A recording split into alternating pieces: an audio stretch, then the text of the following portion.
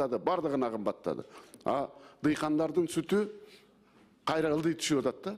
Мына көчөгө чыгып эле өзүңүз магазинден моундай 0,5 су алсаңыз канча? Мынабы 110 сом. 110 сом. Мынабы су. Алып көрдүңүз беле?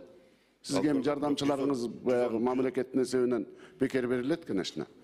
110 сом. Акылбек Тозбаевич, бизге бекер берилбейт, биз айлык маянага жашайбыз. Ошол айлык маянаны сизге окшоп эле эл катары эле магазинге барып, магазинден сатып алабыз баарын. Жана билбей атпайсызбы Азыр ошону? сиз билбей атасыз, 1 литр сууну 110 сом. Жок андай баа азыр.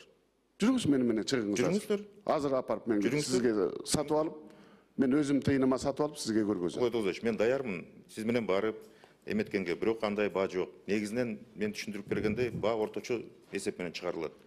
Андан тышкары сүттүн баасы деле, мисалы үчүн анын өзүнүн кетирген затраттарынан сиз туура айтып атасыз, кышкысын уйбайып, андан тышкары тоют кымдаганга да каражат керек. Ал тоюттардын затраттары саналуу болот. Ошолорду биз айтып атпайбызбы? Жумушчу топту түзүп, жумшак рейтинг менен эметейлик.